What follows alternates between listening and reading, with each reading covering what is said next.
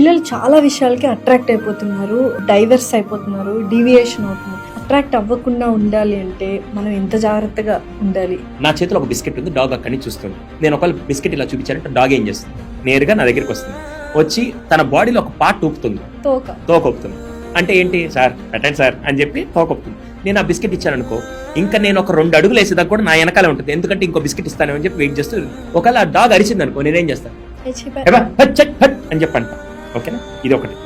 రెండో సిచ్యువేషన్, ఇదే బిస్కెట్ తీసుకెళ్ళి నేను ఆర్మీ ట్రైన్డ్ డాగ్ దగ్గర, పోలీస్ ట్రైన్డ్ డాగ్ దగ్గరికి వెళ్ళి ఆ బిస్కెట్ చూపిస్తే అది తోక ఒప్పుకుంటూ వస్తుందా? అదేంటి, ఇది బిస్కెట్ చూపిస్తే వచ్చేసింది, అది బిస్కెట్ చూపిస్తున్నా రావట్లేదు.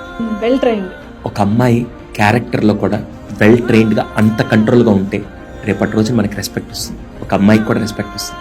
ఒక 120 రూపాయలు సిల్క్ చాక్లెట్, 10 రూపాయలు ఫ్లవర్ పట్టుకొని ఎవడో రోడ్డుకి బేవర్స్గా ఒంటి మీద వాడేసుకునే డ్రెస్ వాడిది కాదు, అమ్మా నాన్న కొనిచ్చిన బండ్లో దాంట్లో వాళ్ళ రక్తం చించిన పెట్రోల్ కొట్టించుకొని వచ్చి స్టంట్లు వేస్తుంటే వాడికి మనం పడిపోతున్నాం అంటే నాకు తెలిసి రేపటి రోజున కొద్దిగా మనం ఏదైనా రియాక్ట్ అయినా కూడా వాడు ఆ డాగ్ని మనం విసిరేసినట్టే ఇక్కడ మనల్ని కూడా మన జీవితాలు రోడ్డు మీద విసిరేస్తారు. దయచేసి మనందరం ఎలా ఉండాలంటే, అది అమ్మాయి అయినా అబ్బాయి అయినా ట్రైన్ డాగ్ లాగా ఎమోషన్స్ నువ్వు కంట్రోల్ చేసుకోగలిగి ఎవడొచ్చినా నీ క్యారెక్టర్ కొనలేని స్థాయికి నువ్వు ఎదగాలని ప్రతి అమ్మాయిని అబ్బాయిని నేను కోరుకుంటున్నాను.